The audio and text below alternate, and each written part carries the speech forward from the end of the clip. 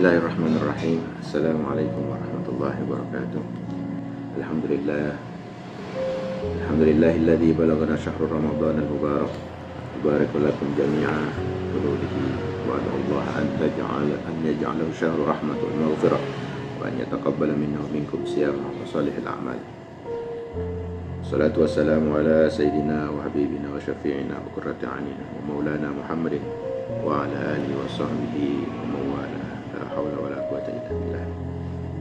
Syukur alhamdulillah kita masih diberikan nikmat iman, Islam, nikmat sehat wal afiat sampai kita bisa menjalani ibadah mulia, mendapatkan umur, mendapatkan kesempatan memasuki bulan suci Ramadan.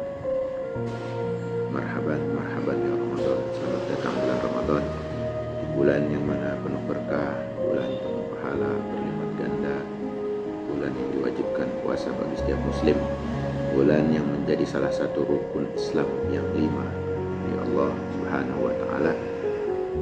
Memberkahi bulan ini dengan dihindarkannya hamba dari api neraka. Dari firman dalam hadis, salah satu hadis qudsi, as-siyamu jannatun yastajinnu bihal abdu minan nari wa huwa li wa ana ajzi bih.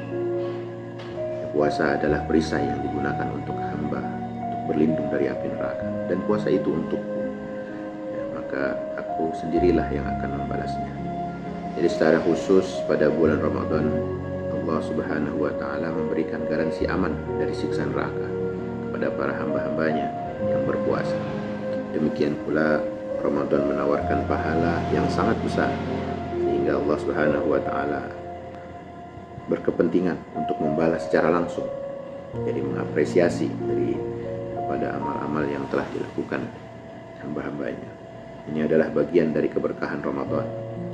Maka berbahagialah kita yang dipertemukan dengan Ramadan, lalu menempa diri dengan berpuasa, meningkatkan kualitas ibadah. Jadi berbahagia kita juga, ya, diberikan umur panjang, kasih kesempatan untuk memburu keridhaan Allah, mencari rahmatnya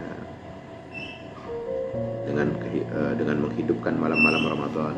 Jadi kita banyak-banyak bersyukur, ya. Agar kita mencurahkan segenap usaha untuk beramal, ya. Itu beramal kebaikan yang sifatnya nampak maupun yang tidak nampak. Jadi esensi Ramadan terletak pada giatnya umat Islam dalam menghidupkannya, bukan sekedar gembira menyambut kedatangannya. Kita ngelihat kalau di awal-awal kan saking girangnya penuh banget itu, ya, namanya masjid kagak muat sampai luber keluar-luar, ya. Ketika udah mulai pertengahan, mulai udah dekati akhir, apalagi udah mulai kemajuan tuh, banyak kemajuan, rata-rata kemajuan softnya, bukan kemajuan ibadahnya. Itu sifat-sifat manusiawi memang menjadi bagian dari PR kita atau dari tugas kita untuk dapat menyikapinya. Jadi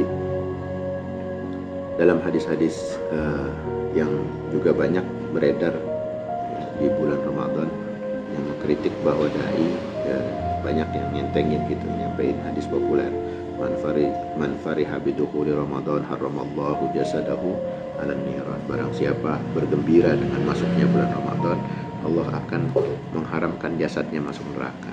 Ini hadis ini ditemukan di kitab Durratun Nasihin karya Utsman bin Kabbani. Sebagaimana namanya, kitab ini berisi nasihat-nasihat yang kisah-kisah perilaku luhur. Namun kebenaran masih perlu, dari hadis itu perlu di cross check lagi. Jadi kita memuat yang kitabnya itu memuat ayat-ayat Quran, hadis-hadis yang baik, yang sahih juga gitu. Tapi ada juga yang dhaif, yang lemah, bahkan palsu. Jadi, karena kita harus selektif dalam mengambil apa yang ada dalam kitab-kitab yang beredar, ya, harus dengan cross check kebenaran. Jadi dalam kitab Durratun Nasihin, hadis di atas itu yang kita bacakan tadi disebutkan siapa rawinya dan apa kualitasnya. Untuk itu perlu diadakan pelacakan keberadaan hadis tersebut. Karena eh, sebagian ulama nggak berani mengatakan bahwa ungkapan hadis itu adalah berasal dari Nabi. Ini merupakan bentuk kehati-hatian agar kita tidak terjerumus pada penisbatan sesuatu. Yang dimaksud man fariha bidukhuli Ramadan haramallahu jasadahu 'alan nar. Bukan ingin merasa gembira aja gitu dengan yang kita sebutkan dari riwayat itu. Akhirnya orang kan datangnya gembira, ya di tengah-tengahnya udah mulai kendor, apalagi akhirnya. Ya ini penggeseran. Jadi esensi dari Ramadan sendiri hanya menjadi menjadi kuncian di awal dengan kegembiraan, padahal bukan itu. Makanya dari yang tersebut dikatakan ulama ini tidak menjadi dasar bahwa adalah kaul Nabi, ya, dari hadis tersebut dari kedhaifan atau dari lemah, bahkan diragukan kebenarannya. Karena memang beberapa umat ketika melihat dari apa yang terlintas di sana secara tekstual, mereka merasa udah bebas dah dari neraka dengan datangnya menggembirakan gitu. Ini jadi masalah di tengah-tengah umat. Ya. Selain itu, jadi ungkapan yang dimiliki juga menjadi kejanggalan dari segi isi. Bahwa orang yang bergembira dengan datangnya Ramadan akan diselamatkannya jasadnya dari api neraka. Jadi betapa mudahnya terbebas dari api neraka hanya bergembira, kan juga bukan itu juga targetnya.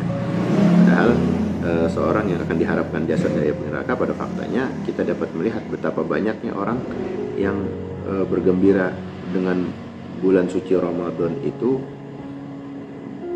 dengan datangnya atau disyariatkan ibadah-ibadah yang harus dijaga dengan keimanan dan ketakwaan.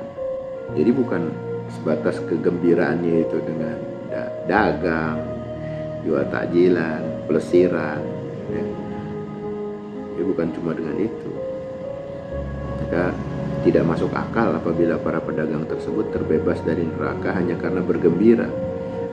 Ya.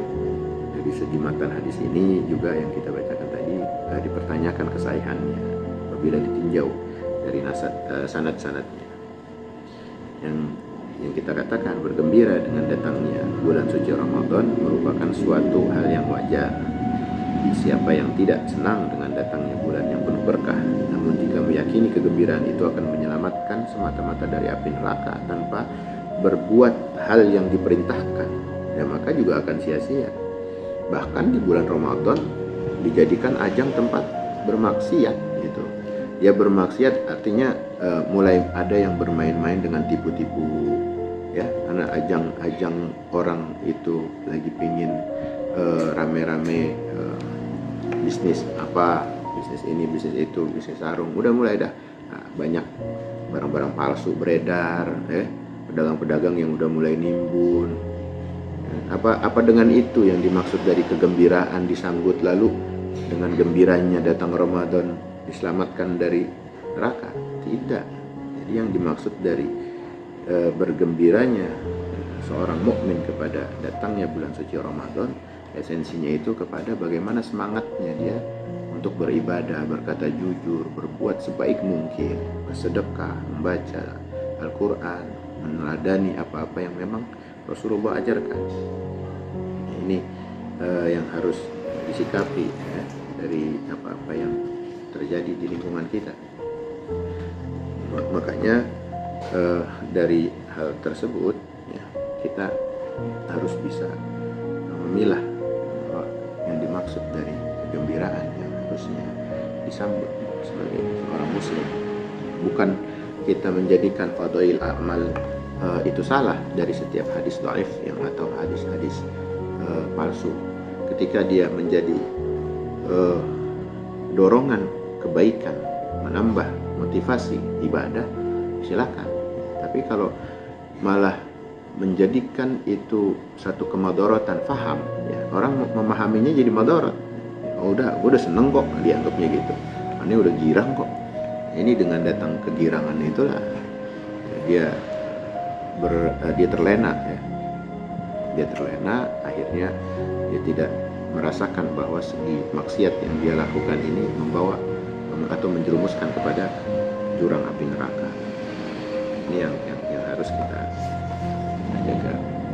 Semoga apa yang kita bahaskan singkat ini menjadi perhatian khusus dan membuat kita semakin dekat kepada Allah dari apa-apa yang akan kita jaga dari nilai dan ibadah kita kepada Allah, dan keikhlasan, semangat, dan dengan gegap gempita kita menjaga dan menjadi motor terus ya, semakin kencang semakin berat, tapi kita punya mesin itu semakin bagus untuk kita takut kehilangan bulan suci Ramadan. Ya, mudah-mudahan kita semangat, kita terus menjadi bagian dari motivasi dalam mencari atau berlomba-lomba kepada hal-hal yang membuat Allah ridho kepada kita. Amin amin ya rabbal alamin. Billahi taufiq hidayah wal afu minkum. Wassalamualaikum warahmatullahi wabarakatuh.